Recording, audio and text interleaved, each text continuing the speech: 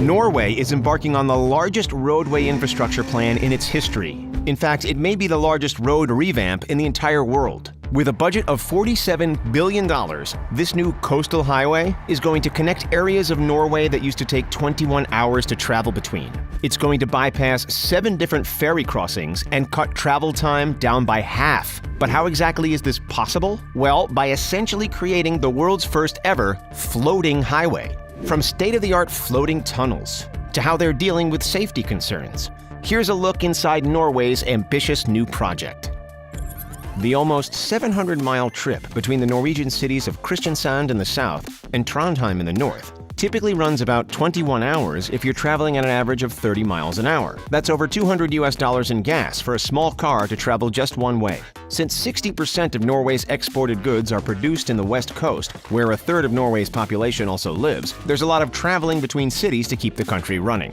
But with a new multi-billion-dollar road project, Norway hopes to cut travel times and the cost of gas to get there in half. With 7 different ferry crossings along the way, getting around Norway is anything but a piece of cake, especially when you realize that each crossing can take about 45 minutes and cost about $16. Tourists may enjoy the scenic route, but those traveling for business or even medical purposes aren't big fans of taking the long way. Fortunately, there will soon be a shortcut, thanks to the development of the new Coastal Highway Route E39.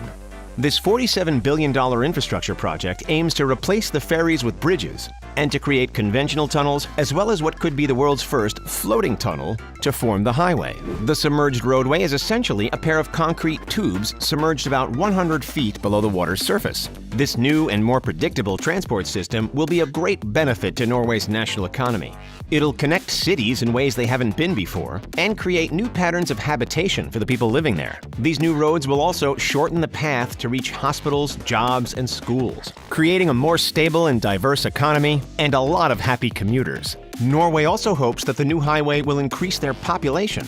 Some areas, like Tysons, a region of rural municipalities located on an archipelago off the coast, have lost over 50% of their population in the last century due to inaccessibility. The trend of population loss is continuing across Scandinavia. There are many benefits to restructuring the E39, but preliminary estimates show that the required investments and improvements will cost much more than the $47 billion highway budget. They estimate it could even be as much as 340 billion Norwegian krone or $38 billion extra. So why exactly does Norway want to embark on this crazy floating tunnel strategy instead of just making more bridges?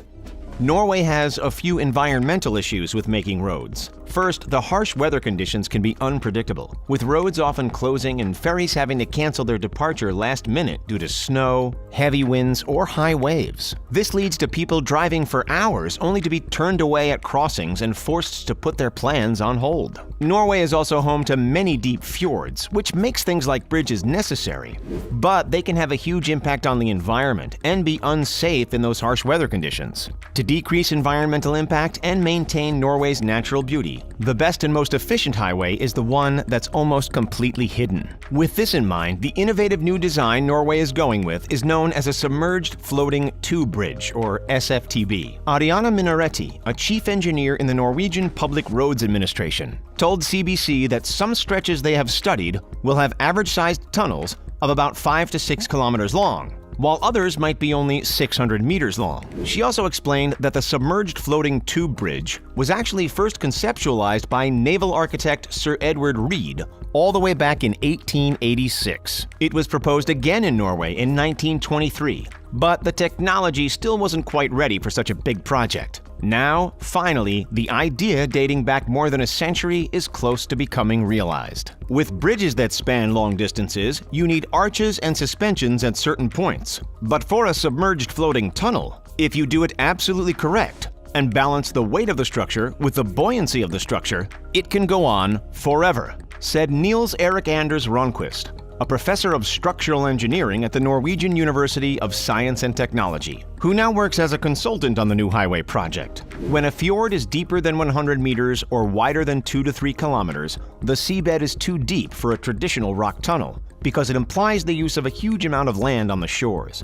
Suspension bridges seem like an obvious second choice, but the harsh winds can endanger travelers and force the closure of these bridges. But with a floating tunnel, all of these issues can be avoided. Though the floating tunnel is buoyant, the tube itself isn't actually floating. The tubes are stabilized by cables tethered to the seabed, or by pontoons floating on the surface at roughly 800-foot intervals. The pontoon idea is likely the safest because boats will be able to easily see the location of the tunnel. And with the actual tunnel far enough beneath the water's surface, ships, boats, and even submarines will be able to easily avoid collision. The experts have decided that 20 to 50 meters, or between 60 to 150 feet below the surface, is sufficient depth to avoid collisions with water traffic while also avoiding a depth that could cause increased water pressure. One of the proposed new tunnels is in Bonnefjorden, and it's called the Rogaland Fixed Link, or simply Rogfast. Construction has already started on the Submerged Tube Bridge that'll be 390 meters deep and have a 27-kilometer-long tunnel,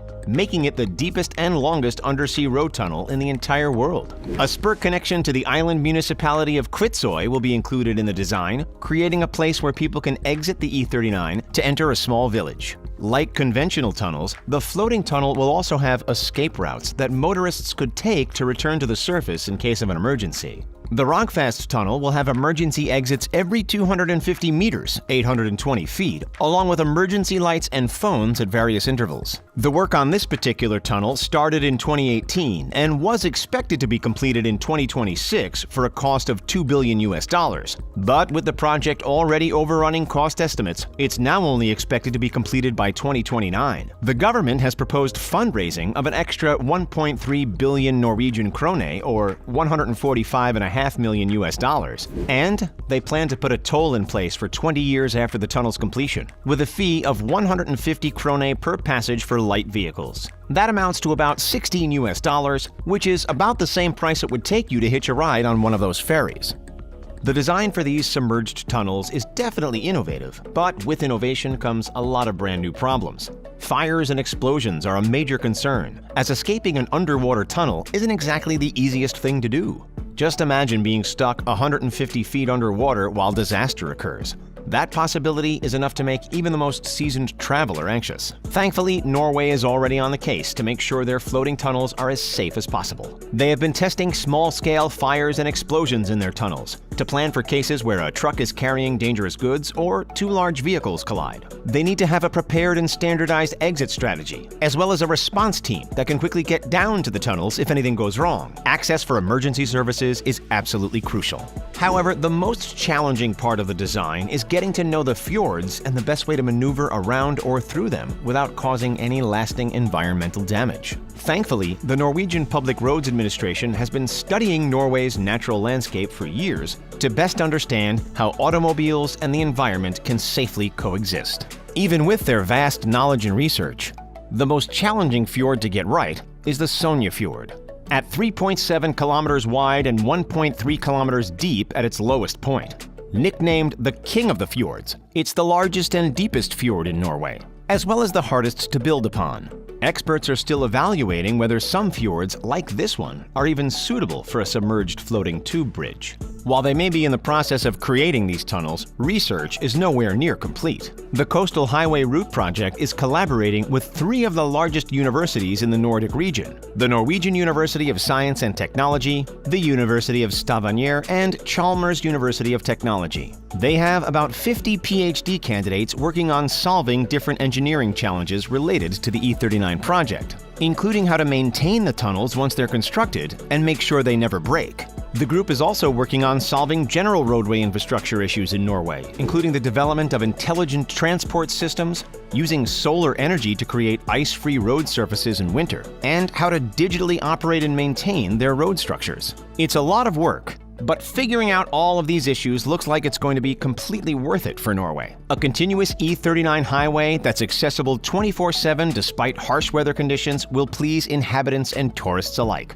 As it is, Norway makes more than 50 billion krona, or $5.6 billion in tourism each year. But a new and more efficient roadway is expected to improve that number. The E39 will also create new links between islands and the mainland. encouraging more economic activity in areas that used to be a lot harder to visit. Norway hopes that their new floating highway will be accessible to traffic by 2050. It plans to be about 1,100 kilometers long by the end of construction, cutting back on all of the 7 ferry crossings plus an additional cutback of 50 kilometers of roadway.